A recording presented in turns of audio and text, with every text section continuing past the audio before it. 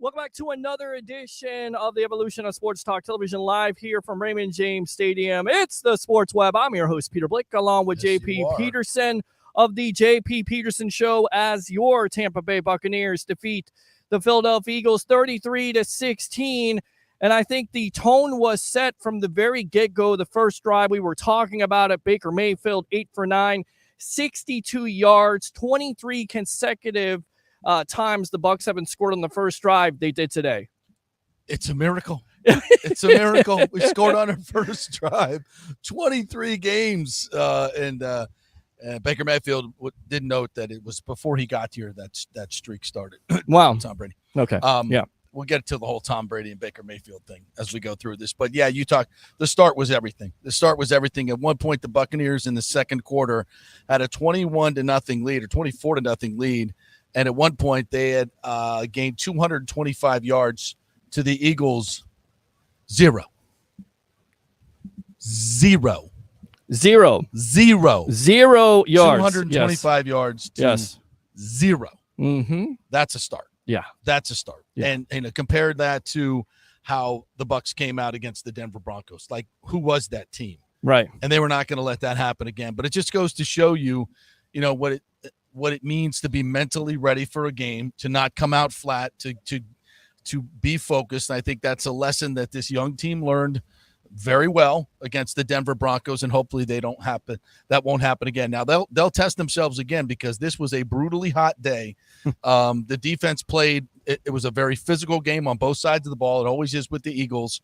And now they've got a game in 4 days on the road in Atlanta. That's a very, very tough turnaround. Most teams lay an egg in that situation. So I think it's very interesting to see if the Bucs have indeed learned that lesson. Now, physically, it's tough to bounce back. It just is what it is.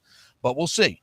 But this win caps a 3-1 first quarter, and I asked Todd Bowles about that, and he said it's only, just like a football game, it's only the first quarter. Right. But he likes what he's seen from this young team, how they've responded today. I think especially this was a huge game for the season. The Eagles were on the come. I think they're a good football team. They're beat up, but so were the Buccaneers.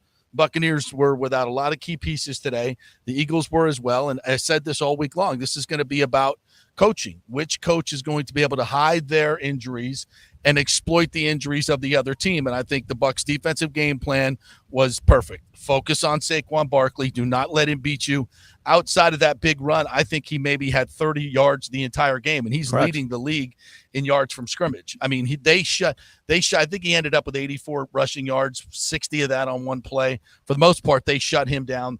They didn't have the outside receivers in A.J. Brown and Devontae Smith. You take advantage of that, and they worked their game plan to perfection. And offensively, it was to get the ball out quick, let them chase these receivers around, Mike Evans and Chris Godwin, and Sterling Shepard and Trey Palmer got involved as well.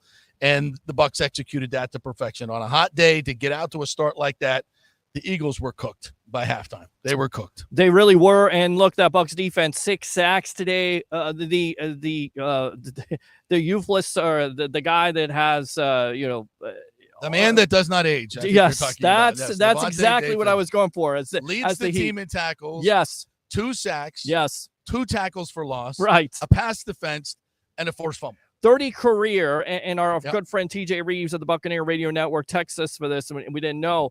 30 career fumble.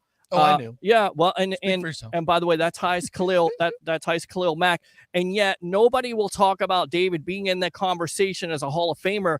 And like he said, they're idiots because the guy is the consistent factor. He is the heart and soul of this Tampa Bay Buccaneer defense, and once again, he was today. Well, you mentioned that caused fumbles. He is the number one inside linebacker. When you're judged for the Hall of Fame, it is very much by position. Right. And I asked Labonte after the game about this. It said, you're piling up milestone numbers now that cannot be ignored when it comes to the gold jacket thing. And he said, and they're very important to me. And he kind of gave a nostalgic answer. He said, just a young kid, growing up in Miami, loving football, playing Little League football, and now to see my name atop these lists and what I've been able to accomplish.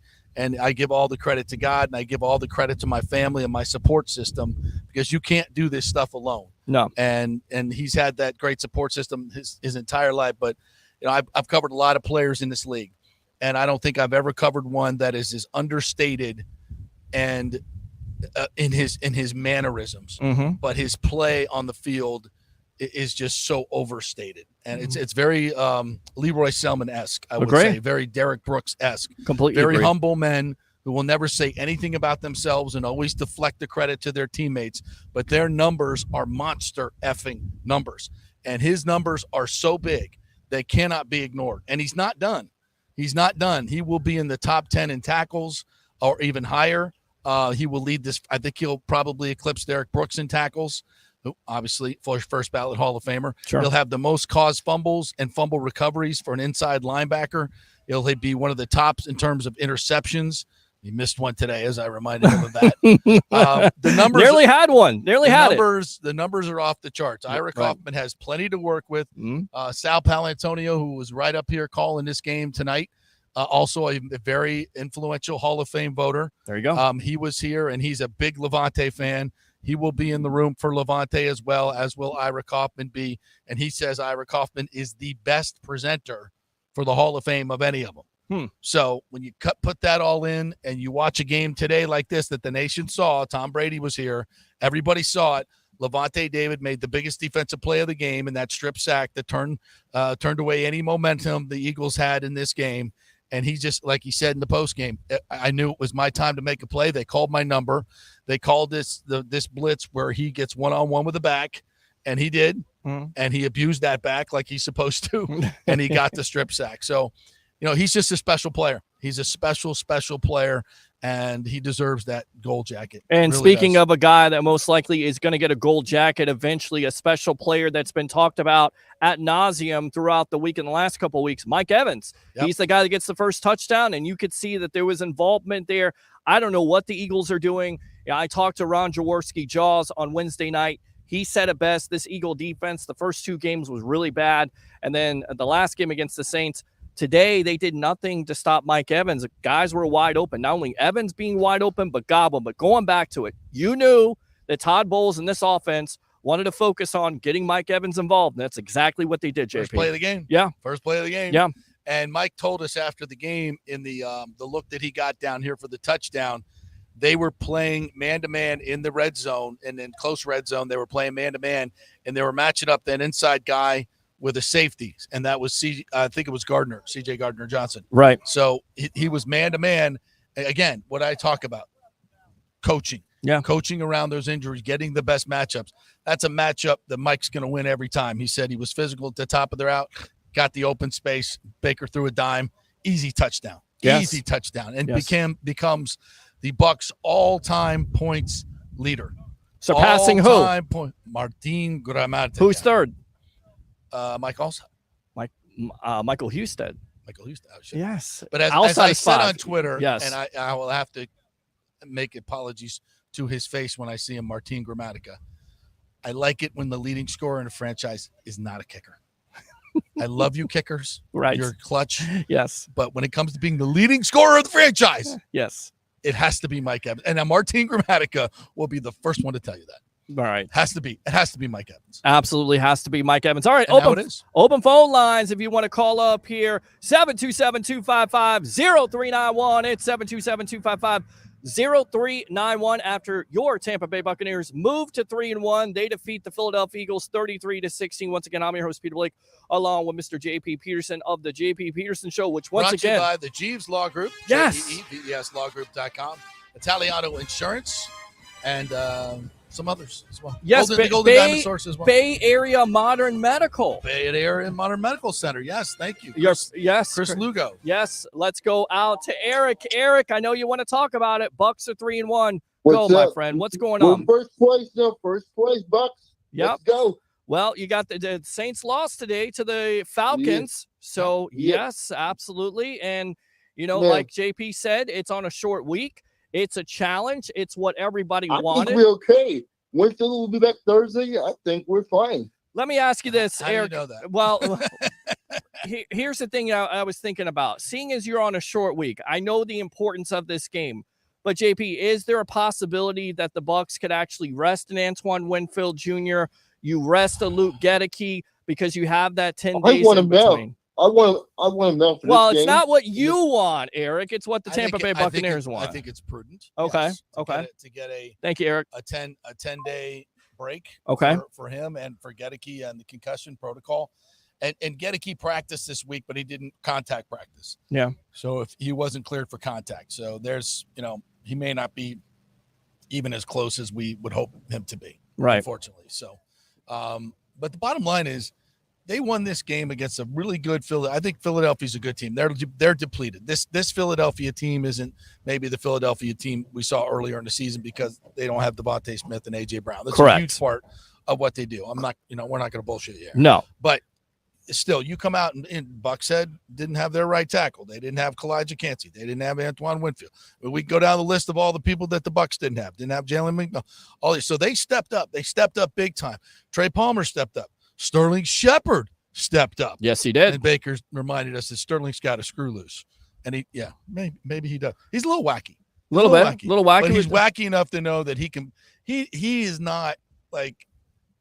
He comes off the bench and off the practice squad. He's not wide-eyed. Mm-hmm. Dude's got over 390 receptions in this league. Sure. So you can send him down. He almost had a couple of touchdowns too. I tell you what, he can play. He can still play. Yes. And Baker has great confidence in him. So if he's on the over/under sheet next week, and Trey Palmer went out with a concussion. Yes. Jalen McMillan has his hamstring. Mm-hmm. I don't know if he's going to play Thursday night. Correct. So get your Sterling Shepard overs in quickly. And it's a shame, too, because Palmer was having a good game before he goes out with a concussion. For some reason, it goes back to the playoff win last year. Palmer has their number, whether it's the speed, whether it's him getting that separation. Great catch. Well, he didn't get any separation on that touchdown. Well, that throw was in a small window. There's only one place. He put it right there. That would be Baker Mayfield. So you're like, that's wow. one of those where you go, okay, good throw. Traffic over the middle, that close to the goal line. I don't want that thrown every single time. Right. But Baker made a great throw, and to Palmer's credit, he made the catch in space. Unlike Cam Johnson, who had a chance to get his first touchdown pass, and he just choked it. Yes. And we can laugh about it now because I think that kid's going to be a good player. But that was like, oh, shiz, I'm wide open. I'm going to get my first catch. He sees his whole life flash before his eyes, and he effing drops. He drops the ball. And he had a couple chances to catch it, too, and he just yeah. All right. Let's go out to the phone lines. What's your name? Where you're calling from? You're on the Evolution in collaboration with the JP Peterson Show here live from Raymond James Stadium. Peter, JP, it's your boy Jeremy. What's going on, up, Jeremy? How you doing, bud? How about that W, man? I'm Taking telling you. advantage of an injury-depleted Eagles team. That's what you got to do. That's it. Put it to him. Any given Sunday, man. Any given Sunday. And like JP said in the press box when I was piling on with my barbecue ribs there, it's a week-by-week league when it comes to the NFL. So if you don't play your best game, and it certainly looked like to me the Bucs were coming out today to make a statement. Is that what you saw, Jeremy? I saw that and the defense. Shout out to Baker Mayfield to take care of business of a depleted team. I mean, it's a team effort. I mean, you got to give shout out to, the defense going in there and shutting down a two depleted receiver team in Philadelphia who had nobody. So that's just my opinion on that. Yeah, well, everybody had injuries. What are you, washing the dishes? What are you doing? Pressure washing I'm the grilling. driveway? No, What are you doing? I'm grilling, JP. I'm grilling. That's a sizzle? Wow. You putting a little sizzle that on the sounds bacon? good. What are you grilling right now Oh, dude. besides Eagle? I'm grilling cheeseburgers and hot dogs. Let's Celebration. go. Win. All right. Let's go. All right. All right. Burgers and hot dogs. All right, there you go. Let me give him the Tom Brady right there. Let's go! As he was here today. Yeah, Let me ask you this. How do you feel about Tom Brady's commentating? Did you listen to his commentating at all? We're at the game, so we couldn't hear it, but I will go listen to it No, tonight. I will give you this little tidbit, though. Baker did share with us that he talked with Tom before the game, and it was a very nice conversation. And Baker's comments were totally taken out of context. And I know that could be a little bit cliche, but if you go listen to the podcast, there was nothing in there that was derogatory about Tom. It was more about their different leadership styles. Tom is like, he's like demands all this of everybody, keeps everybody on their toe. He leads by fear. Mm-hmm. And it really freaking works for him. Agree. Baker's got a little bit of a different style. He leads by a more example in terms of being with the boys. He leads a little bit more, by like Tom never hung out with the offensive line or the guys. He couldn't do that. He was too much of a superstar. He was at an arm's length, and that's just the way it was. Baker's not that guy. He becomes part of the team, in that way. He leads by them wanting to run through a wall for him. That's his type of leadership style. It's just different, and that's all Baker was saying. There was nothing derogatory about it. Now, Tom, of course, I didn't hear his tone, so I don't want to.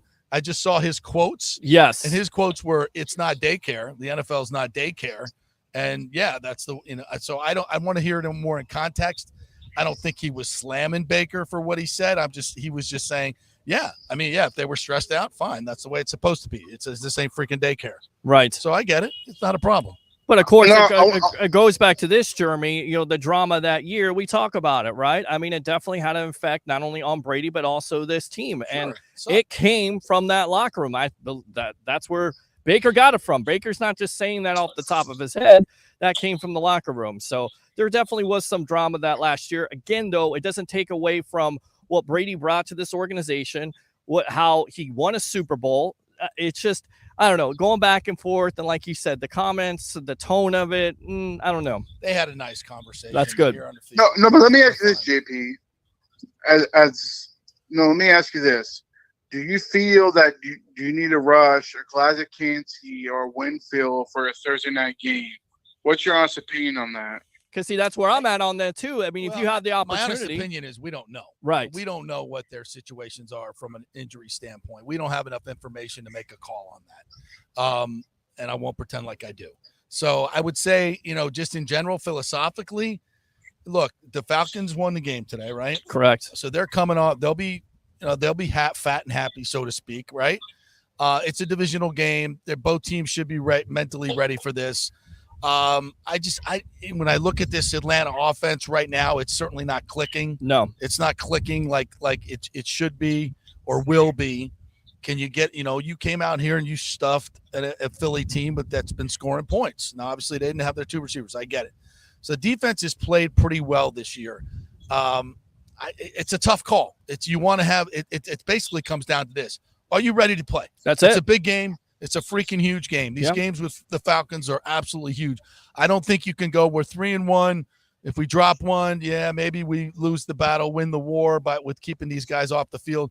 I think if they can play, they should freaking play because this is a huge game. It's a huge game. It's a huge divisional game. I think this division's going to come down between the Falcons.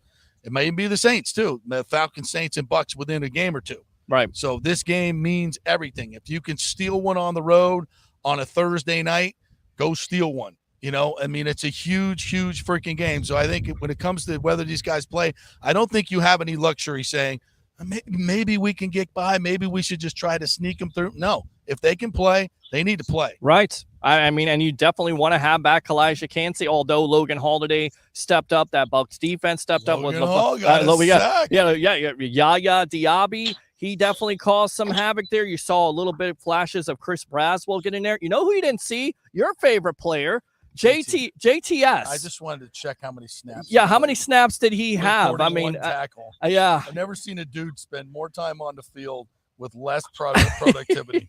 My God, he can go like 70 plays and have like a half a tackle. So, do you need Kalijah Cansey back? Absolutely. Do you need Antoine Winfield Jr. back? Absolutely. Is it to the risk of, well, if they're not ready to play, is it okay to rest them for the 10 days? I think that would also be some type of thought process because you've got to get healthy, right? It's all about availability, is your best ability, if you will. So you got to get these guys back at the end of the day. And if you have the opportunity to do that and they're not ready to play, I was surprised. I thought Luke Gedeke was going to play this week, but concussion protocol is a tricky thing. It's a tricky situation. Those head injuries are nothing to play around with. But overall, I thought the offensive line, and you could talk about this, Jeremy, did a really good job with the last 2 weeks, giving up 12 sacks. We didn't see that constant pressure by the Philadelphia Eagles, and that's why you had Baker do what he did in that first half. And also the game. Agreed. No, I agree. I mean, the offensive line stepped up to the plate and protected Baker. And you got your shout to Liam Cohen for creating a game plan to beat a team like Philadelphia, where their defense is very – I ain't going to lie, they're not very scary to me. Shout out to Jalen Carter. Jalen Carter was a non-factor. Non-factor. He was cramping. Did he cramp up at all, JP? Yeah, he did. He went out with cramps. He did. I thought that was the biggest. Jeremy, we got to run. We're going to go out to this guy right here. Appreciate the call. Use your second call. That was the scariest thing for me was Jalen Carter going up against the interior line of the Buccaneers, and I'm trying to see. Yeah, he had one tackle. One tackle for the whole game. One pass defense, one knockdown ball. That's it. Wow. What a great job by this Buccaneers interior line. Cody Mock. Shout out Graham Barton and Bredesen as well. Nice job. All right, let's go out to this guy. He's got his own intro. Here we go. Mr. Kennedy! Tampa Bay, Ray Kennedy, welcome to the Evolution here live from Raymond James Stadium in collaboration with the J.P. Peterson Show. Go. Freaking, first of all, Hurricane Helene's got me just watching you jabrones after a post game because I got no cable here in Seminole. But you know what? I would have it no other way. And JP, I love that you mentioned you didn't get Tom Brady's quotes in question, but there wasn't but one part of the broadcast today where he started naming teams that would have been so lucky to have gotten his services back in 2020. He mentioned Chicago made a push for it. I think I want to ask you guys right now, both you guys, is there another team in the NFL?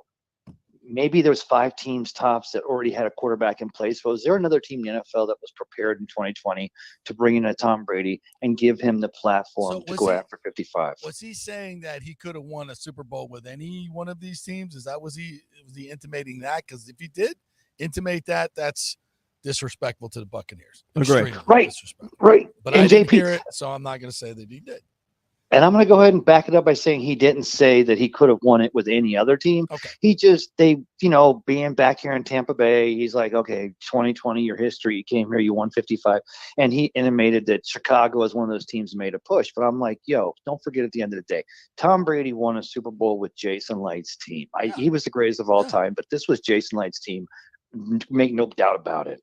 No, absolutely. I'll throw a team out there. If it's not the Bucs at the end of the day, I think it's the San Francisco 49ers. What a major mistake. Well, didn't Gronk say that the deal to the Raiders was done? Yeah, the Raiders would have been. But Gruden nixed it? Well, you think John Gruden for another Super Bowl because, he nixed that trade. It could have been Gronk and, of course, Tom Brady coming over. Dana White brokered the deal with the Las Vegas Raiders. That's the scuttlebutt, right? Yes, Gronk that is. confirmed that. Yes. So Raiders, 49ers, I think anybody could have used Tom Brady's services and will be improved. But at the end of the day, did the Bucs have the right guys at the time? Did they have the right coach? Did they have Evans? Did they have Godwin? Did they get Gronk? Did they get Fournette? Did they have a defense in JPP and Shaq Barrett? Absolutely. People don't talk about this. They just talk about Brady. Did they get Antonio Brown? I mean, this was a collective unit. Does Brady deserve the credit for it? Absolutely. But let's not mince words here. If not for Jason Light and this organization setting this team up and getting them ready to win a Super Bowl, you're not going to win a Super Bowl with Jameis Winston or another quarterback. I'm sorry. You're just not going to. Tom Brady was the guy to get, and he showed that. Perfect guy for the perfect time. But, Peter, I got to ask you, at halftime, are you still waiting for him to remove a piece of clothing from the Ring of Honor to have Tom Brady's name? Because I know you've always said that the first game back here, of course, 1 o'clock game is a weird game to have Tom Brady here covering with Kevin Borowski. But were you kind of still wondering if the team was going to try to rush him into that ring, or did we all accept the fact that maybe another year? Listen, I think it's going to happen. And as I told you, JP, and I talked to Ira Kaufman about this. They'll be the first one on this side because this side's all taken up now. Right. Well, exactly. So beyond that side right there. Gruden and put Arians over. Right. And you could say that this Tom Brady Super Bowl is more important than the 6 previous. And you look at me and go, why do you think that? Because his legacy was all about, well, he can't get it done without Bill Belichick. Well, guess what? He did get it done without Bill Belichick. Mm-hmm. He had BA as the coach. So I feel like that Super Bowl is so important. And then on top of it, just knowing the Bucs and how they honor their players, whether you want to say Brady was here for a long time or not, his impact for the short time that he was here deserves Ring of Honor, in my opinion. Now, some people don't feel like that. They feel it's disrespectful. There could be other players. But at the end of the day, do you want the GOAT, the greatest of all time, a part of your Ring of Honor? Of course you do. Of course. And Peter, he deserves it, right? But I'll tell you guys this euphemism and let you go because, God, great post-game show, guys. I appreciate it, JP and Peter. But, my son Tristan and I were sitting there in 109 right behind the Bucs section today. And we talked about after Levante passed Derek Brooks in total tackles of all time. And I pointed up the Ring of Honor and I said, in fact, right next to Derek Brooks, right there is where Levante did. And my son, bless his heart, he's only 15. He didn't realize. He goes, I wonder which player is the first player to go when Levante gets up there. And I turned to him, I said, turn around, look to the west side. I said, there's 13 names on the east side. There's none yet on the west side. We're good with room, guys. So JP, great point. Levante is definitely in there. Side. I'll say yes. Levante, Mike Evans, Antoine Winfield Jr. I mean, is it eventually? Tristan Wirfs eventually. I was thinking more of James Wilder. What about Gerald McCoy? Gerald McCoy. Is Gerald McCoy, because that's a tough one. Well, I talked to some people we know. We'll do this on another show. Yes, I agree. But it's fun to talk about. It really is. Yeah, I think, and of course Tom Brady. I think Tom Brady needs to be up there. Yeah, because I think more than anything, you want to embrace his legacy. He's the greatest player of all time. Correct. And although Tom would like to, I guess, erase the Buccaneers from his legacy, he doesn't talk about him very often. Which is disappointing because you thought that. I think we should force him to. Agree. Because as you point out, it is his most important Super Bowl. And I totally agree with you on those points because he proved all that stuff. So, yeah, Tom, we're going to make you a Ring of Honor member, and you're just going to have to suck it up and just be one of us. Yeah, you're Tampa Tom. It's Tampa Bay, whatever they say. All right, Ray, I know you wanted to finish your call, so go ahead, buddy. I just want to say I just saw the break. The Rays did lose today, so they did not finish 500. They finished 80 and 82. I know JP was waiting for that, so we got a new stadium coming, but we didn't finish 500 in 2024. Do we? Well, hopefully we do. Can we not talk about any more stadium deals when it comes to the Rays or 500? Listen, if the Pinellas County didn't get a wake-up call this last week about where their money really needs to be spent, then God bless them. If they want to spend money on that, on a failed location, and give billions of dollars to a billionaire who hates your city instead of taking care of the beaches and the people that really matter in Pinellas County and St. Petersburg, well, go ahead. It's your county and your city, but I think that's a disgusting use of money. All right. But anyway, yes, that's not what you called. That's it. That's definitely not what you called to talk about. But if you want to talk about the Tampa Bay Buccaneers and moving to 3-1, absolutely does a great job, JP Peterson. Watch him, listen to him. I'm going to promote you, my friend. I don't care if I only produce the show once a week. I feel like I produce the show every day. Of course you do. I watch it. Part of the team. Yes, Monday through Friday. We got a big team. Absolutely. We got a big team, man. Appreciate it. Monday through Friday, 10 to 12. We do this every 5 days a week. Talk Tampa Bay sports, and it's also available as a podcast, so you can listen to that instead of the radio with the bazillion commercials and the on erectile dysfunction, if I can say that. Let's go out to Mr. Williams. Mr. Williams, calling their shows. Hey, what's happening? What's going on, Mr. Williams? How you doing? Hey, man, it was a wonderful day in Tampa Bay, man. Yes, it is. Yes, it is, Mr. Williams. Yes. Yeah, man. First of all, I want to say, appreciate Atlanta. Too bad I got to come up there and beat y'all Thursday night. Yeah. Well, I mean, listen, that's what everybody wanted to see. That's what we all been talking about in the offseason the last couple months. This matchup between the Atlanta Falcons versus the Bucs. It's on Thursday night. And by the way, it's an omen because it's my birthday, and I shared that with Bruce Arians. Thank you very much. Bruce's birthday. All right, so way to party. Way to party. Well, I don't know yet. We may be at Ferg's there at downtown St. Pete. Yeah, so watch party Thursday. Yes, we should. Wait, bring my guy, bring Harry. Huh?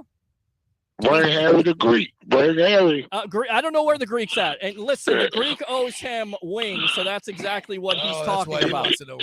Exactly. Yeah, man. I need to see Harry. Matter of fact, I want Harry to be here during the New Orleans game because I think we play New Orleans at home.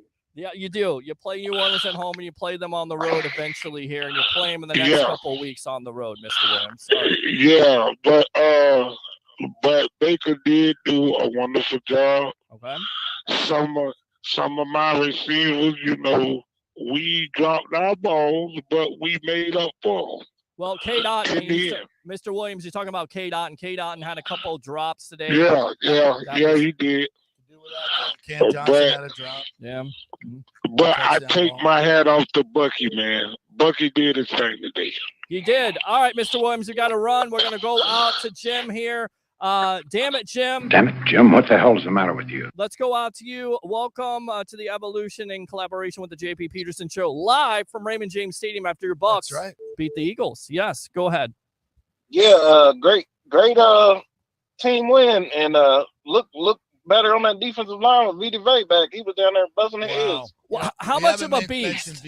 We have not mentioned him, but how much of a beast was he today? How much of an impact? We talked about that. I mean, and from the very get-go, for the 3 and out, once again, the Bucs come out, they get a long drive, they get up on the board, and then 3 and out to Jalen Hurts. And who's the guy that's making, I believe, a sack or a stop there? It's Vita Vea. He was doing that all day long. He is such a major impact on that defensive line. He showed it today. He showed it throughout his career. Get him healthy. Get Kalijah Kancey healthy. And, boy, look out. 3 tackles today, 1 sack for 10 yards, 2 tackles for loss, a quarterback hit for Vita Vea. Yeah. And of course, his impact is never summed up by the numbers. His impact is how he the goal line. I thought the Bucs were really good on the goal line, and they did a really nice job a couple of in those goal line. I would call it a goal line stand because they eventually scored, but they did a nice job in short yardage. Yeah. And Vita Vea is always the key to all that. He's just immovable. Yes. The dude is immovable. Having him and Kancey together, when will it ever happen? Happen week? Did Kancey even play week 1? No. No, he did not. No, he didn't play week. He hasn't played week 1, and I'm telling you, folks, that if we could ever get that tandem going, it reminds you of Gerald McCoy when McCoy started out his career here. As we get the media icon from the Buccaneers Radio Network. Yeah, y'all was talking about Gerald McCoy. He did a podcast where he was talking about, oh man, Bucs didn't show him no love. Well, definitely think the Bucs are showing him love. Jim, we gotta let you go. We're gonna go out to TJ's takes here. Appreciate the call. Use that second one. What's going on, media icon? How you doing today? Wow. It was hot. It was hot. How hot was it? Feeling my mid-50 years, I believe, but it was hot. It was easily 105 at kickoff. Aaron Andrews kept looking at me, and I'm like, you grew up here, so you know. And if you don't think that was a factor as this game went on, I mean, the Eagles. Well, you don't have to keep your makeup nice like she does, though. I do not have to worry about the rouge and the lipstick and all that was going on. And for the Philadelphia Eagles, I mean, they were baking because of Baker and then baking because of the sun. And it was a lot, it was a lot like the Alabama-Georgia game last night where it's such a big lead in the first half and you're looking around going, there's still a whole half to go. And you got to make sure you don't let them back in the game. And then sure enough, Saquon Barkley makes the long run and you're going, okay, they're right back in it, 10 down. But then I thought they showed poise. Obviously, they showed maturity. Mayfield was night and day different and decisive today. The run game was different. I mean, you have to chalk up last week to one of those weeks that snowballed. You didn't have the sense of urgency. You had a coach that has your number game in and game out, and it was what it was. Because today, we can say this is a team that has Philadelphia's number for the most part and has for years and years and years. I think it's 6 out of 7 now. Yes.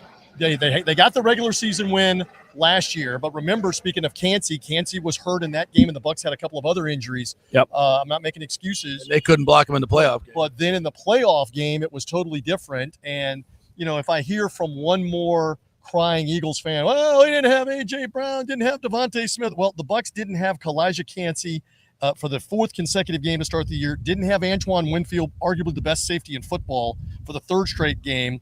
Didn't have their starting right tackle for the 3rd straight game, and they found ways to make it work. Injuries are part of this. You play with who you have, And that team in white and pewter today played with emotion and completely outplayed Philadelphia.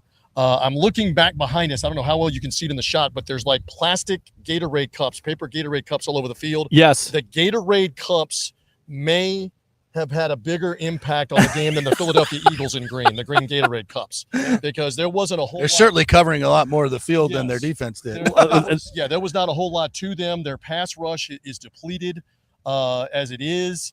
They had guys going out with heat-related illness. It was bothering them.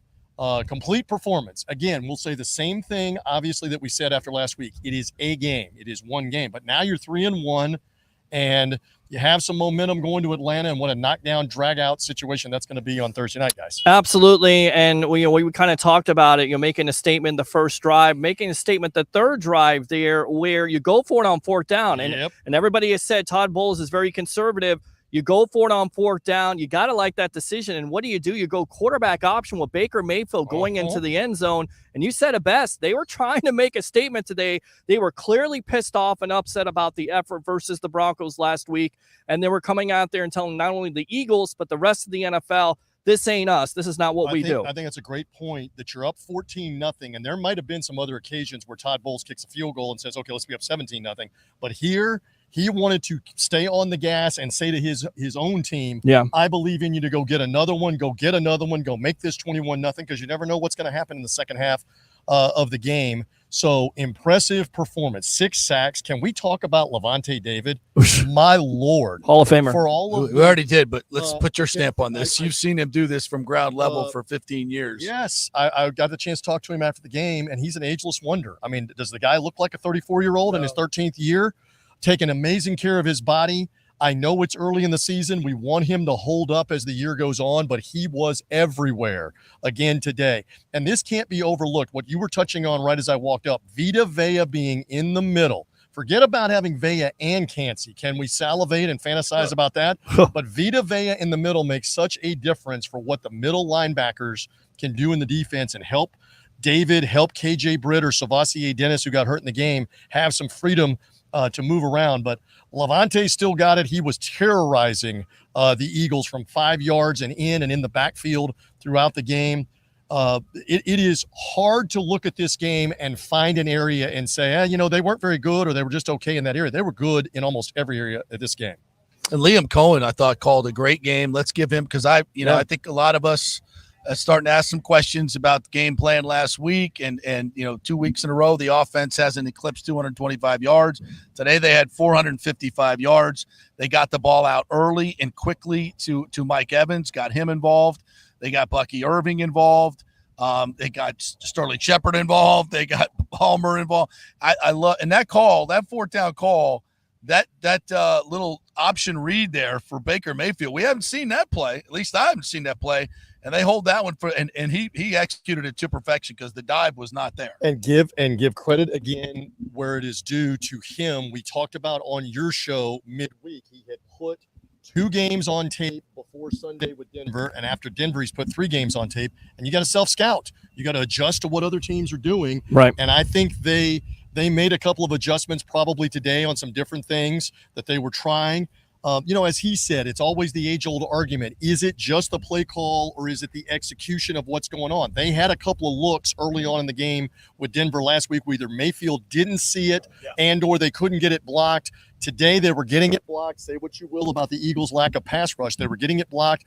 Mayfield's got time to throw. Guys, shoulda, coulda, woulda. He could have had a 400-yard day. They weren't hanging on to the ball for some of the game. 2 or 3 times in the second half, there's a big gain coming if somebody hangs on to the ball, whether it was Evans or Otten or whomever. Sterling Shepard. Sterling Shepard didn't catch another one. Yeah. But these things are going to happen. But, I mean, he was 12 of his first 13 and played very well again in this game. Yeah. Positive reinforcement out of this, and now it's tough, but you gotta rest up, put this away, and rest up for about 48 hours and get ready to go to Atlanta. And that's what it is. This is, I'm going to stop doing this to myself. How long have I covered this league? And it's never been more apparent. It's just a week-to-week league where you want to make these great generalizations after a win and a loss, and it's completely futile because the team comes out the next week. It is a completely different team. So it just So I don't even know how to like project. It's 3-1 in the first quarter. Are the Bucs one of the better teams in this league? I think they are. You know, are they the best team? No. Are they in that second tier? Definitely. Yes. Are they capable of winning a Super Bowl? I don't know. But I think they got a lot of weapons on this team. They've got a quarterback that knows how to lead, for God's sakes, knows how to come back in a football game, which you have to have if you're going to win a Super Bowl. He's got the belief of this team, that's for sure. You've got elite players in Chris Godwin and Mike Evans and maybe Bucky Irving. So, and they got a defense that when they get healthy, for God's sakes, when they get healthy, that's it. I think can be really, really good. How about that? And we'll add to what you were just saying out of Evans and Godwin and Wirfs and Vea and David and when healthy Winfield and Jamel Dean. You got guys that want a Super Bowl, and you got guys that are hungry to get a Super Bowl again. And I will go so far as to say the NFC is fairly wide open. I don't think anybody can say with any certainty, boy, that team, whoever it is, and I don't even know, how did the Minnesota Green Bay game come out? They were up by 21. We'll have to look at the final score. All right, but they're now 4-0. But when you look at Dallas or you look at the Eagles, the 49ers are showing cracks. The 49ers, the Saints, the Falcons. Are you telling me that team we saw again today, that the Lions, that why not the Bucs? The team that went to Detroit and won can't line up with any of those teams on a given Sunday, maybe even on the road with the veteran players they have, if healthy, if, and be able to play with them? I think you can say that. I think that's the best way to look at it. Is who's better than the Bucs and how much better are they? Yeah. I mean, again, Vikings did win 31-29 after they blew a 28-0 lead. So, I mean, that's up for grabs. Saints again, Falcons win there with a terrible pass interference by the Saints defender. I don't know what he's thinking because they go in and score. Again, I'm not buying the Falcons. I'm not buying the Saints. I buy the Bucs, and I'll tell you why I buy the Bucs. It's not just because we do this show. It's because they have the experience there with Todd Bowles. Well, maybe, but they have the experience with Todd Bowles. They have veteran players there. They have some young players that can make an impact if they can get healthy. That's the big time thing. But isn't it fair that out of the Saints and Falcons personnel, for the most part, who's won anything on those rosters? Nothing. When you look at the Buccaneers, you've won the division, you've won playoff games, you've won a Super Bowl with a nucleus of several guys that know how to do that, and that should matter. It should matter. Absolutely. Thanks, partner, for stopping by. The media icon right there, Mr. TJ Reeves of the Buccaneer Radio Network. Amazing to contemplate that we sat here 7 days ago at this point, and the sky is falling. And 7 days later, they're going to the Super Bowl, baby. That's how we do it. Welcome to the NFL. That's how we do it. It's the week-to-week league. Great stuff. Did you get to see Tommy? I did. Just briefly, he smiled. He got on the elevator. I don't think he'd ever been on the press box elevator about 2.5 hours before everything was to get underway today, and went upstairs, and he was down on the field for a bunch before the game, sweating to death in his long sleeve shirt and his tie. And he got a little salty, apparently, on the broadcast about some Baker Mayfield comments about how the team was too uptight in 2022. None of that's a bad thing for our business and what we do and the banter back and forth. Sure. And I got 3 segments this week coming on that. So, all right. So we'll have a lot of fun. I look forward to being with you on Tuesday. You guys keep knocking them dead on the show, and then we're off. Before we know it, we will be in Atlanta and ready for Thursday night. Yeah. I'm looking forward to that. I might want to come up there with you. You should. You should definitely do that. Yeah, absolutely. All right. There you go, Mr. TJ Reeves. Dial up a little cheap Spirit flight, There you go. Do it. There. Hopefully there's no weather situation. Start the engine and away we go. Hopefully we got to get our good friend Dennis Phillips on the show here and see what the weather situation is, because I heard there could be another disturbance out in the Gulf. Yeah, also Atlanta, Buckhead got slammed as well. Yeah. They have a lot of flooding up there in the Atlanta area. Crazy storm. And by the way, our thoughts and our prayers going out to all of our friends, especially out in St. Petersburg and on the coast and Tampa Bay area, all around. That just I've been scrolling nonstop through my Facebook feed, just seeing the pictures, and my heart is just broken for all of you. Yep. That that have and what's ahead for you, And Lord, I hope I'm glad we got one hell of a governor who will actually get some shit done. But still, we're going to need help from the federal government, and frankly, I don't think they want to help the state of Florida, and that's bad. and that's bad. So I hope that we get what we need, and I think more than anything, we're going to have to lean on each other. We have to lean on each other to help out, because what's coming, it's just right now. I think people are just kind of shell shocked. We have to rebuild millions of homes that were completely obliterated. I don't even know how we do that, and so just our thoughts and our prayers going out to all of you, and and I wish I could come help you. Everybody rip the carpet out of their house and remove the furniture that needs to be moved. Agree. But, I think it goes back to this, awful. not to be cliche, but we do it together, right? You do it as a community, you do it together. I don't know what I can do. I wish I could do something, but if I could, I would definitely do it. We'll come over and help. Yeah. We'll we can. do the best that we can. We'll do yeah. the best we can. Yeah. And I think, the Bucs did this place, the city and the area, a great service today, because this stuff, this means something. This is a sense of pride for people. It's a sense that, if they came out here and just laid another egg today, I think there's a lot of people that would have been, still without power. We're watching it on their phone or whatever, just like another hit. Right. But the fact that the Bucs came out here and kicked ass today and hopefully put a smile on your face and made you feel good about it, and for a moment, and maybe forget your troubles. So that's a good thing. Yeah. That's a good thing. I mean, and that's what it's all about. That's what these shows are all about. That's why we open the phone lines up. That's why we give you the opportunity to talk about your Tampa Bay Buccaneers, because yes, there are things going on right now that you can't control. Way bigger than football. Right. Way bigger than But football. Sometimes football takes your mind off of that, makes you feel better. That's what we're here to do. I was sitting there last night watching the worst college football team in the history of college football, the Florida State Seminoles. And I was like tweeting, and I was like, I finally had to just stop and take a breath and go, you know what? Like, this means nothing. It doesn't. It's just football. Right. Sometimes we take it way too seriously, especially your college team, right? You're emotionally invested. USF, Florida State. Like I'm getting mad at these 16 or 17, 18, 19-year-old kids who are clearly not being coached well, and they're doing the best they can. Like, I'm going to get mad about that. No. Right. I'm just going to laugh about it at this point and just go, that's all you can do at this point, because we talked about it. Your coach is so bad.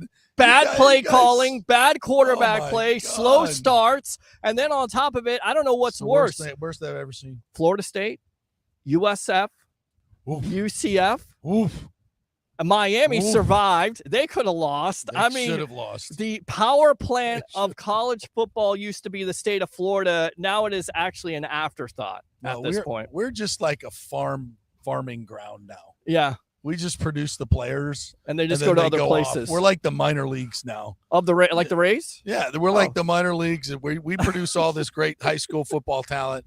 All the other teams come in here and raid it and leave us with whatever we got left. Yeah, I don't know what you got left. All right, let's go out to laughable. Let's go out to some of these comments here. Dave says, look how big Vita is to the defense, and will only get better with Cansey back as well. I mean, again, you cannot understate this or overstate this any more than what we have. Think about this. I don't even think I've ever said this on the show, but I think of it. If you go back and look, at the time that Cansey and Vea have played together. Yes. I don't know if the Bucs have lost. They've lost. I think the only game they lost was to the Lions in the playoffs. Right. Because they ran off like 6 or 7 in a row, or 6 of 7. And then, so I'm probably going to, off the top of my head, I'm going to say they probably won 10 of their last 12 games that because 10 of their last 11 games that they've played with Cansey and Vita Vea. Right. I mean, it's that major of an impact. It's that huge. And Cansey didn't play today. Right. Well, when we get him back, those two guys are just going to be so hard for teams to block, and it just reverberates through the defense. As TJ said, it lets your linebackers run free. You get pressure on the quarterback without having to blitz. And when you do blitz, the blitzes are way more effective. It's just, well, look at this. Elijah Cansey, do something with that calf. For yes, God's sakes. get it. It's like the bicep. The bicep for Gerald McCoy the first 2 years, and then let's go. When Ray calls back, that means I have to go. Well, he wants to call back and talk to you. Tampa Bay, Ray Kennedy using your second call. Welcome back here live from Raymond James Stadium. What's on your mind, boss? It's my third call, but first of all, I wanted to say hats off to the Bucs. Well, then you're hats off, hats off to the Buccaneers for giving. You had to have Zach Triner come back in this week because of the injury at long snapper. Hats when we off. start to talk about giving, long snappers, I do have to get on the road. Well, yeah, hold on a minute though, JP. Hats off to the Bucs for giving him Devin White, former number 45. I thought that was beautiful. Wow. Yeah, Zach Triner. Is that controversial? Nicely done. No, I missed that. Controversial. I missed that. But hey, no, JP. Hey, finally we got a 45 that contributes to the team. Wow. JP's talking Florida State Seminoles. I can call back for a third time. You shut up. No, you made the show with that. I forgot about that. That's great. All right, Ray. No. Yeah. JP, let me go ahead and say. We finally got some good snaps out of 45. There you go. It's amazing. It's amazing. Okay, no, seriously though. JP, you already alluded to it. Thoughts and prayers out to all of us here in Tampa Bay area. Really impacted. You okay, by Ray? How's your house? You know what? No cable still. That's why I'm still listening to you shamungas over here on Facebook. But I do every week, so I'm kidding. But no, I mean, we got a lot of building, and the thing was because it went parallel to the coast and not straight at us. People don't realize the impact. It was big. So we're going to get out of this. But JP, you alluded to it. It's. Some people would say it's hard to say a victory in a football game would mean a lot, but for Tampa Bay today, this victory against the Eagles, it meant a lot. We got a lot of recovery to go on, but it was a great thing to build on. I'll let you guys go. It's been a long day. Buddy. Appreciate you guys. Yeah, man. Appreciate you as always. Good stuff there by Tampa Bay Ray. I saw you, Johnny, from Tallahassee calling in. Johnny, call back if you want to hear live from Raymond James Stadium after the Bucs move to 3-1, defeating the Philadelphia Eagles 33-16. What else did you see today from this game? Bucky Irving, a lot of fans. Actually, interesting. He and Rashad White both had 10 carries for 49 yards. That's good. How about that? Yeah. All right. And listen, that's 5 yards a carry. Yes. By my FSU math, if you round up. You'll take that. Hell yeah, we'll take that. Are you kidding me? Our two top running backs are averaging 5 yards a carry. That's a big dub. That it is. All right, let's go out to Johnny from Tallahassee. Welcome, my friend. What's on your mind? What's up, guys? Hey, I'm always here, always watching. Appreciate it. Thank you. Yes, sir. And I'm going to tell you, man, honestly, and I knew you got to actually be happy. I know this is crazy to say this, but our loss to Denver last week, you got to look at it in a positive way. You got to be happy that we had that loss, because I feel like that loss is what created this team that we see play today. It was a humbling moment for them last week to go in and realize that any team at any time, they've got to be ready. They got to be ready to go. They got to be ready to bring their A game. And there was absolutely nobody on this team that didn't have a big game today. Yeah. You can't really pick one player. It's so hard. I mean, Baker Mayfield, Mike Evans, Chris Godwin, yeah. Irving, man. Irving had a great game Trey today. Palmer, before he got the concussion, he was showing out. 6 receptions? Yeah. Kate Otten had some receptions, man. Defense in a big way. I mean, there really wasn't anything negative you could have said about anybody on the team. It was just really an all-out, well-orchestrated game from the whole team. And I really feel like that came off of that loss last week. Yeah. They kicked it into gear, and now you're starting to see our 2024 season Bucs and really a definition of who this team is. Yeah, I think it's a great point. Good stuff, Johnny. There's, and I asked Bowles about that today, and I asked Baker about it today. It's like, what'd you do different, this week in terms of preparation?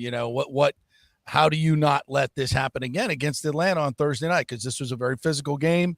You got a big win. Are you going to, mentally let down again and lose a key divisional game? So, and I think Baker said, we did that once. We're not doing it again. And for young players in this league, I think you have to go through that experience and feel like, hey, we're going to go out here against an 0-2 Denver team, and they're just going to roll over in the heat, and we just got to play a little bit, come out and do what we do.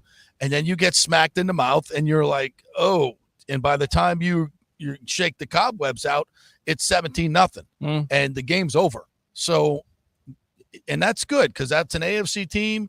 It's not part of any of the tiebreaker situation.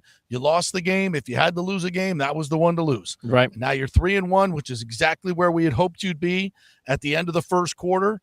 And now you go forward with a key divisional game. These next 4 weeks are going to kind of decide whether you're going to be whether you may have the best record in the league, or you're going to be fighting tooth and nail for that playoff spot, which I think is probably where they'll be. It's a tough schedule coming up. They got the Ravens coming up, which suddenly doesn't look that bad. No, it doesn't. With the way they're playing this year. Yeah, the Ravens are beatable. The Chiefs are beatable. Right. The Falcons are beatable. But guess what? The Bucs are beatable. Of course. The Bucs are beatable every single time they line up, just like every other football team. And if you don't come to play, this is the difference. We saw it within 1 week. And the only difference is attitude. It's attitude, mental preparation, and intensity. Yep. That they run when they ran out of the tunnel, the game was won. Yes. It was already won. Yes. Because they were determined to win this game and play at a different level, and they did. They played like a team with their hair on fire today. Yeah. You could see Baker Mayfield. Like Denver did last week. Yes, and the intro for Baker, he was fired up. The whole team was fired up, and that means a lot. All right, let's see here. Let's go out to Shooter and Stash. Of course, I missed a whole damn game helping some people out today, but I guess I missed a good one. Go Bucs. Shooter and Stash. Well, kudos to you, my friend. Yes. You're out there helping them out. You gave up a Bucs game to do it. God bless you, man. You're good people, Shooter and Stash. You're absolutely. Good people. We had a video that's today. More important. Yes, it is. The drop got me nervous about it. I was going to come back to haunt us. The Cam Johnson drop. Yeah. Yep. Let's go out to KR here. Go Bucs. What a game. Bye, Eagles. Bye. Eagles, bye. On your way to the toilet bowl. Yeah, well, we saw a lot of fans out there. Those Eagle fans. Went home disappointed. Roasting in the sun. Yes. Roasting in the sun. Paid all that money to get your ass handed to you. Right. How about that? Don't you love that Philly fan? You got to love that. You got to be getting used to it by now. Well, I mean, we own your ass. Yeah, that's it. You came here last year in the Boston's playoff our game. bitch, and now Philly's our bitch. There you go. All right. I love it. Sean says, I'm not taking anything from this win because a dub is a dub, but Eagles were way more hurt than us. But the Saints and Falcons are really good teams along with the Ravens, so we can't afford to sit main guys for the extra time because the next 3 games are pretty huge for a race to not climb from a huge deficit in this division. You say raise? No. Look, we had 19 people on the freaking injury report. Yes. We're out. Our all-pro safety is out in Winfield, a huge part of what we do. Cansey is out. Gedeke, a right tackle, was out. Rashad White was ill, and he you know what? He manned up today and played when he was sick. Who else am I missing? Jalen McMillan didn't play. Not a huge part of it, but a part of it. Right. The Bucs are beat up. So, yeah, don't. All right. I agree. I completely agree. And again, I'm not. Listen, we talked about it. They were missing their 2 top wide receivers. They were missing their top receiver in A.J. Brown. It's not my fault. It's not your fault. It's not the Bucs' fault that those guys can't stay healthy. It's the National Football League, which means not for long. Ooh, Gary's calling us out here. Well, yeah. I think JTS was very close to Hurts, which helped other guys get to the quarterback. I thought he played well today. Not sure what you guys were watching. All right, I'll go back and check out the tape and see. I didn't see JTS. All I say is I'm looking at the stat sheet, and it's the same old stat sheet for JTS. 1 or 0. Right. I mean, he may have got some pressure today. I think you were kind of focusing on Braswell or Yaya Diaby, who got held, by the way. Braswell got a little piece of a sack today. Yes. I saw him very active, and he's good against the run. People don't understand. He sets the edge better than JTS and most every guy we have. So he's doing things that Coach Bowles likes and this team needs. Agreed. So let's not – I know he hasn't been a huge part of the splash plays, but he's playing well. I like what I see out of 43. All right, let's go out to Taylor here. Glad to see Bake got the ball out quickly. Line did great blocking those counter runs with Bucky. Go Bucs. Baker looks like early season MVP. Easy now. Is it time?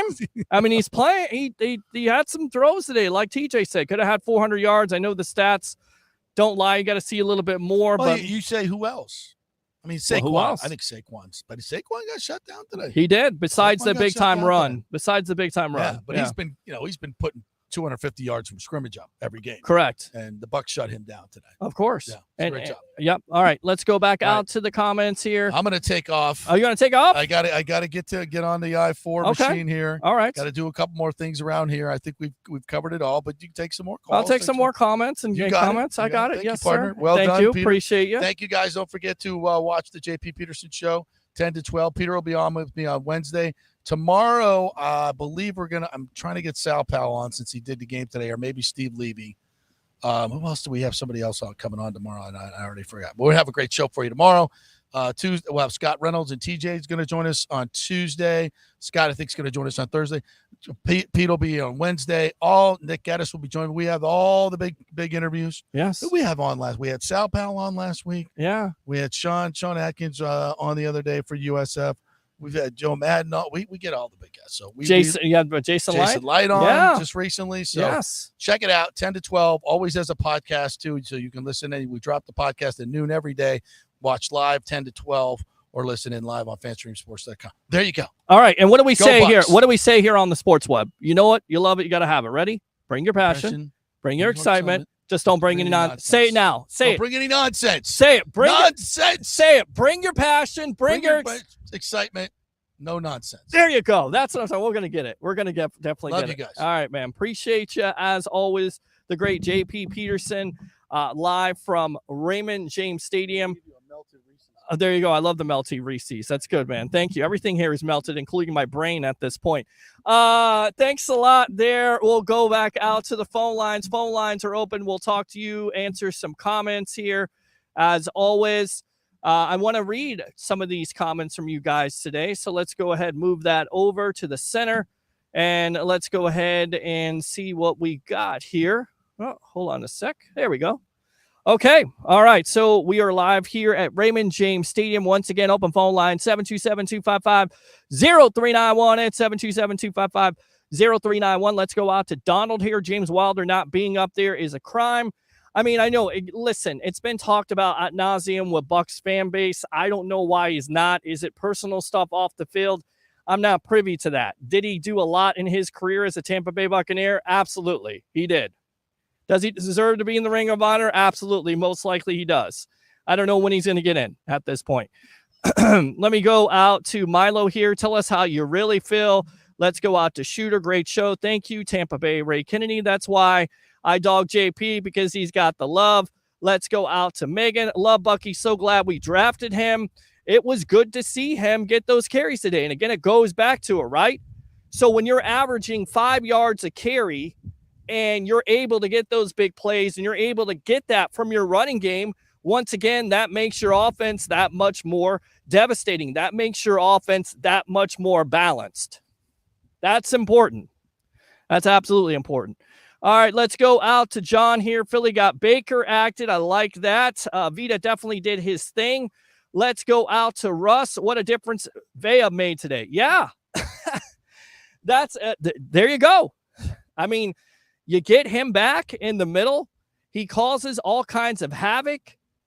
He's getting that absolute penetration there, which shuts down the running game, which, opens it up for everybody else on the outside. We talked about it. Some people said they saw JTS play today. I didn't see it. You saw Anthony Nelson with the sack. You saw Logan Hall with the sack. You saw Braswell flash a couple times, get around the edge. You saw Yaya being held, cause a fumble there, which I'm surprised the Bucs didn't get that. So he definitely made a difference for this team today. Who didn't have a big game today? Oh, yeah, Philly didn't. Joshua says, stop it. Vea and McCoy never go in the same sentence. Great game. It was a great game. Oh, yeah. As I got to catch my breath here. It was absolutely a great game. Let's go out to Russ. Baker kept his eyes down the field this week. Absolutely. Victory Monday. It is a Victory Monday. And again, Facebook stars are open, YouTube super chats. If you want to give to this broadcast, what you're watching right now is the evolution of sports talk television. It's the Sports Web. I'm your host, Peter Blake, here in collaboration with the JP Peterson Show, live after the Bucs move to 3-1. They defeat the Philadelphia Eagles 33-16. We'll take your phone calls as always. 727-255-0391. It's 727-255-0391. Let's go out to Elias. Not only did we get the big W, but also we got Tom Brady to sign my jersey. What a great day. Wow. Did you really get Tom Brady to sign your jersey? That's amazing. Good stuff. Let's go out to Christopher Cole here. Evans should have 2 tutties. Absolutely agree. Russ says, I felt like Tom Moore was more involved today. Am I wrong? I don't know that for a fact. I think it was just the emphasis from Liam Cohen, going with, more motion, if you will, right from the very get-go, trying to get Mike Evans involved. Excuse me. Trying to get him involved. That's what it comes down to, getting Godwin involved in the offense. But what it comes down to also, your offensive line doing a good job of giving Baker Mayfield that necessary time so he's able to get rid of the ball quick. Let's go out to Elias. Love Peter H. Blake. Love the show. Thank you very much. Appreciate it. Let's go out to Jim. Nice show. Go Buccaneers. Go. Damn it, Jim. What the hell is the matter with you? Thank you very much. Appreciate you, Dave. The way it looks now in the NFL is starting to look like a lot of teams are even as far as talent. It's coming down to coaching. That's what it's coming down to. And you would have to say what? With the emphasis last week of Todd Bowles, I heard a lot of the fan base saying, this team wasn't ready to play. And you can make, that you can make that argument, right? Because they didn't look like they were ready to play. But here's the argument you can make this week. He had this team ready to play. And most likely he chewed that locker room out, which is why they came out with their hair on fire. Let's go out to the phone lines. What's your name? Where you're calling from? Well, yes. This is Elias, man. I just saw you read my comment. Yeah, man. I was on TV today with, we were there earlier, and I thought, man, I never thought in a million years I was going to get that Tom Brady jersey, but luckily I had it on me. Bro, talk about an experience, man, just by that. But it was a great W today with these guys, man. We look good, and let's just hope that we can stay healthy. The way they would play today, it's got to, we got to stay this way. But, we'll see. We'll see what happens next week. And hopefully everybody stays healthy and we can get Luke back, too. We need him back. Yeah, you definitely need Luke Gedeke back. I thought that would be, again, you've got to get him back because he means a lot to that offensive line when it comes down to it. I thought the line did a good job today, especially on that right side. You saw a couple times where they put Baker to the ground. There was a scary situation. I think it was mid-second quarter there where Baker goes down. And you have that whiplash effect, and you're thinking, maybe that's a concussion. You never want to say that, but that's the reason why it's so important to have your offensive line at the end of the day, so you don't give up those sacks and those big time hits. But hold on a minute. I want to come out to you. Hold on a sec, caller. I'm gonna finish up with Elias, and then we'll come back to you. All right, stand by. Oh. Let me go out to back to Elias. How does this situation work out with Tom Brady signing your jersey? How does this go? Man, tell me the story. Well, we were down there, when the players come in. As soon as they opened the doors, we tried to walk in, and luckily they let us go by. So we went downstairs and just kind of hung out just to see if everybody, to see the players come in. It was the first time I had two of my boys, right? And one of my buddies, or one of my son's buddies, decided to go to the game with us because Sean Leatherhead. I want to give a shout out to Sean Leatherhead. That's one of my brothers. I know who you're talking about. Sean, Sean great Leatherhead stuff. Is a brother. Over there. Yes. If you don't have a place to tailgate, my friends, he's right across the street. That man is a monster. I recommend you guys going out there. He makes the best parties. Everybody, if it's an away game or a home game, hey, you guys need to be there. Well, anyways, got back to Sean, called him last night. I said, Sean, I need another ticket because I got one of my buddies that's coming. He's like, no problem, I got one. Right. So he gave me the fifth ticket. And so my buddy, I went and picked up my son's buddy, and he had no, he didn't know he was going to go to the game, so he didn't bring no jersey or nothing. So I had to pull my Super Bowl jersey, which was Tom Brady's 2021 jersey. Nice. And it was the $250 jersey. It's the only one that I had where it was stitched up. Right. And so I said, all right, yeah, just wear this one. Just be careful with it. That's my jersey. This is one, this is special to me. Holy smokes, man. We walked in, and I didn't even know Tom Brady was going to be on the field today. And sure enough, man, Baker came out. He was kind of, serious about the game. He was focused. We saw him go by, got video of him. That was pretty exciting. But then next thing you know, he stops talking to Mayfield. Yeah. And then he starts walking in. And I'm like, dude, there's nobody here with a jersey. I said, take your jersey off, man. You got Tom Brady's jersey. He's right here. And my little man took his jersey off as fast as he could, gave it to me.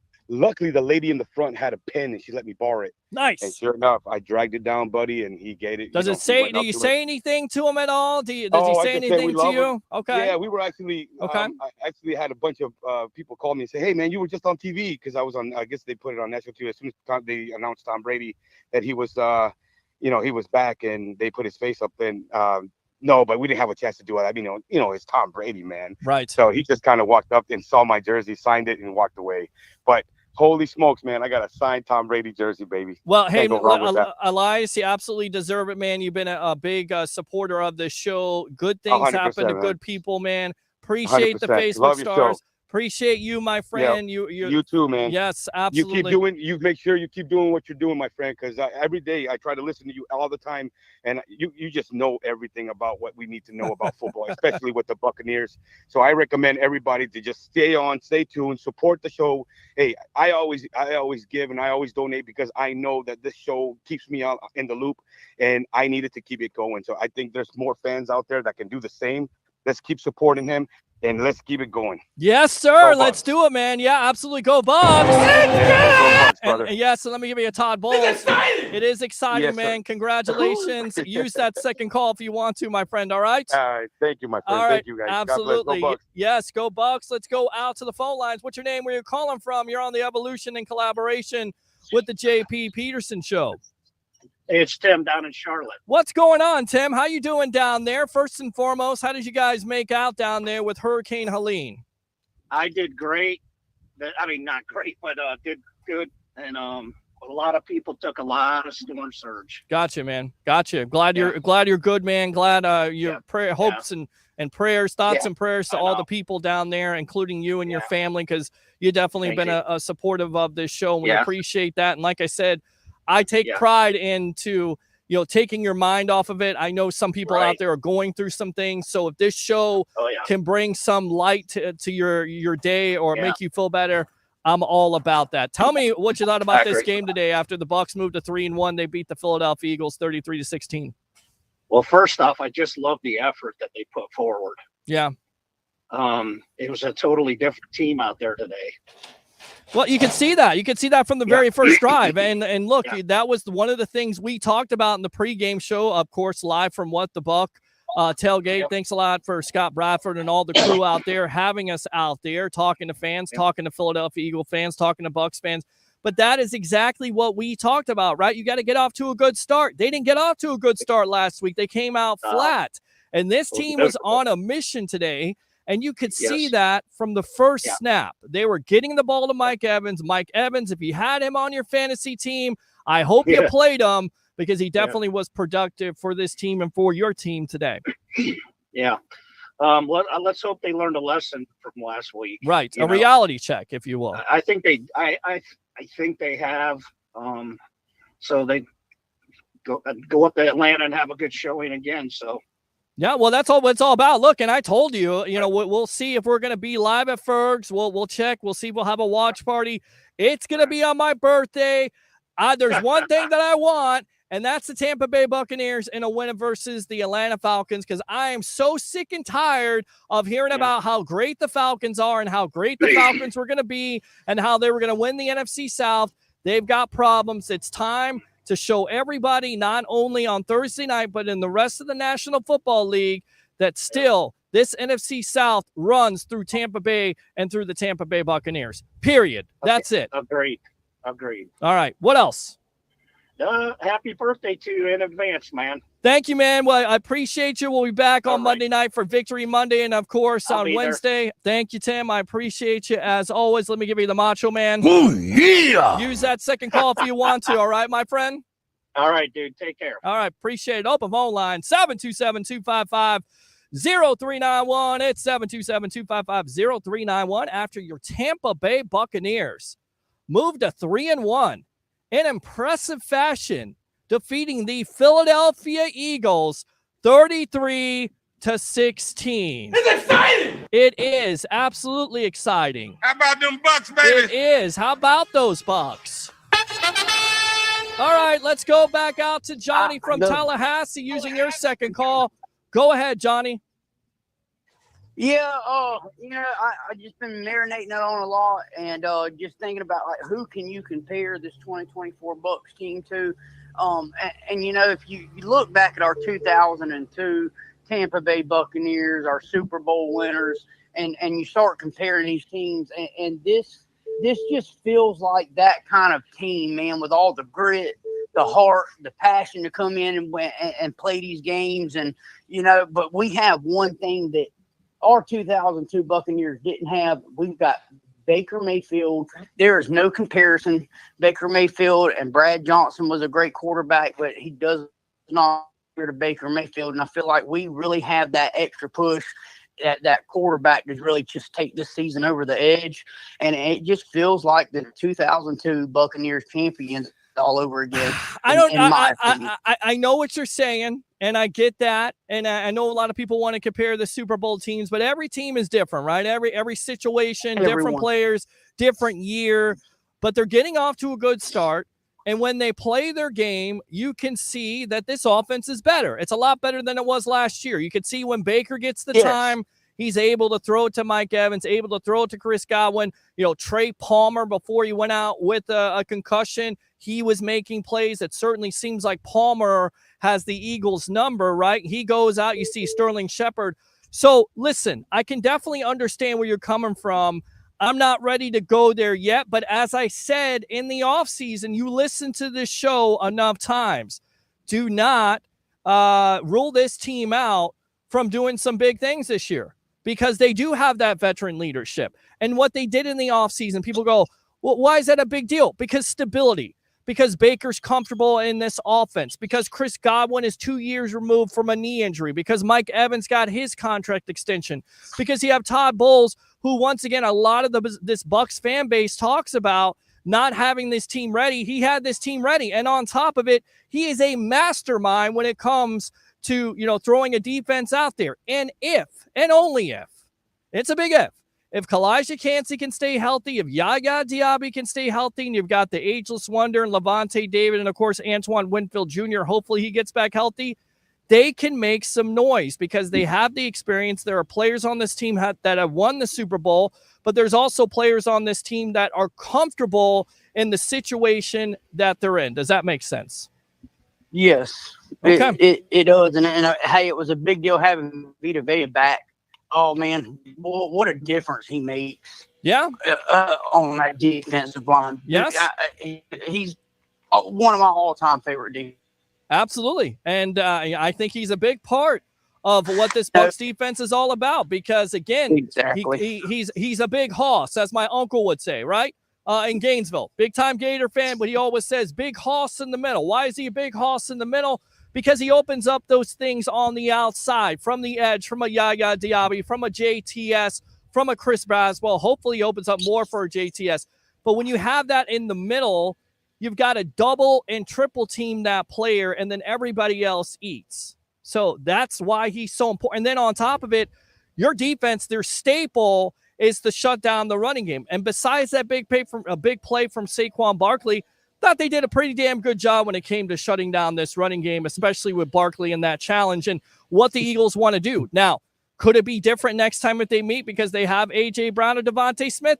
Of course it could. Could it be different because you don't have a Lane Johnson on the left side? Of course it could be. But it is neither here nor there. Of course it could be. But, we've actually been down a lot of players ourselves, and it just goes back to the saying, you're only as good as your secondary. Yes. It takes 100% of the team. You never know who comes out. You never know who you lose. Correct. So everybody's got to be ready to go at any given time. Correct. That game could have still went the same way, even with, if the Eagles were stacked 100%. But they also came down and played in 100-degree weather today. And guess what? That's Buccaneers weather all day. That's a home field advantage, my friend. It's hot down here. It was hot this morning doing the pregame at the tailgate. It was hot, trying to get the equipment back in. It was hot trying to get into the press box. Can you imagine on the field? It's like 101 with the humidity of 70%. It felt like 110. I always say this, felt like my kitchen on Saturday night. Everything burns, guys. Air fryers save lives. That's how hot it is. That's what you got when you have that home field advantage. The Eagles players jumping when the cannons fired off. I've seen that. Sidelines, they was not ready for that. They were not ready for that, and I definitely don't think they were ready for this Bucs team today, offensively, defensively. They were not. No. And I just want to point out one more thing. With the Saints loss today and our win, that puts us top of the division. We've got to hold that, man. If we can go out against Atlanta next week, bam, and beat Atlanta, we can hold this division, and we are on to the playoffs this season. I feel it. I love it. You got to take care of your business first, one game at a time. You got the Atlanta Falcons on Thursday night. On my birthday, we'll see you on Victory Monday, my friend. Baker acted. Yeah, I like it. Let me fire the cannons right there. Johnny from Tallahassee, appreciate the second call. As always, want to read some of these comments, and then we will get out of here for the day. I said before the game, Evans was going to have a big game. I said it too. You watched it. I said 24-21. Tampa Bay over the Eagles. It wasn't even that close. I got close there for a little bit. And then when it gets close, you've got guys that have to step up. The ageless wonder in Levante David. How big of causing a fumble there and getting the ball back, because you could see it. The momentum was going there. You know, that's what football is about. I don't care what anybody says. You could feel that momentum in the stadium shifting to that Eagle side, and the Bucs step up and make a play. Let's go out to Ben. Great show, guys. Thank you, my friend. I appreciate you. Victory. Let's go out to Tommy Camp Thursday night. Falcons get another W. We shall see. Let's go out to Megan here. That's incredible. Glad for the caller that randomly got signed TV as a class act. Absolutely. Let's go out to Megan. Super sticker, $1.99 YouTube super chat. Thank you very much. Appreciate you. Follow that lead. Cam, you were wrong. Call me Chris. I don't know what you're saying. Christopher Cole, business trip to Atlanta. We're going to go up there, take care of business on a short week. Let's go out to Thomas here. Thomas, I would never again doubt Baker's ability to win a game. Vegas knew the Eagles blow. That's good. That's good. Yeah. All right, let's go out to Megan. Again, I appreciate the Baker-Brad comparison, but I feel like Baker is better for sure. We got to keep everyone healthy. That's what it comes down to, keeping everyone healthy. Of course, it's an old cliche, right, Bucs fans? Play one game at a time, but that's exactly what they got. And they got a challenge versus the Atlanta Falcons, who won a game in the fourth quarter with kicking a field goal, 26-24 over the Saints. Let me go out to Cam Decker. Peter, you need to try and get press credentials to ask the players questions. Why even read his comments? Seriously, I've got press credentials. That's why I'm here. That's why I'm in the press box. I don't ask the players questions. We have JP Peterson that does that, because if he doesn't do that, who sets up the evolution of sports talk television? Do you guys actually think I have a crew out here to set up my camera and set up all my tools of ignorance? No, I've got to set it up myself. So appreciate you, as always, bringing nothing to the table at all. Where is that? There it is. Exactly. Justin, what a great game for Baker. We did it with a lot of our stars out there. Only gets better. Woo! Right there. Woo! Thank you very much. Love the show. Thank you very much, Justin. Appreciate you as always. And we're going to need that to be exciting for the Bucs to win over the stinking Philly fans. It's exciting. It is exciting when the Bucs beat the Philadelphia Eagles. It's exciting! It is. Let me go out to Jeremiah here. Everyone, Shadow is here. Once again, happy birthday to you. Oh, yeah. All right, so let's go ahead and recap it. Bucs move to 3-1 as they defeat the Philadelphia Eagles 33-16. Next up, October 3rd, Thursday night, yours truly, my birthday. What do I want, Tampa Bay Buccaneer fans? I want a Bucs win. That's a challenge versus Kirk Cousins and crew. We'll see what the Bucs can do. We'll be live here at 9 o'clock on the Evolution of Sports Talk Television. 3 things. You know them, you love them, you got to have them. So here it is. Bring your passion, bring your excitement. Just don't bring any nonsense. I'm your host, Peter Blake, your Rolex reporter. What time is it? It's my time. And for fans of the sports web and the Tampa Bay sports fan, including you Bucs fans, it's your time. We'll see you next time on the Evolution of Sports Talk Television. Guys, as always, go Bucs and happy Victory Sunday night and Victory Monday.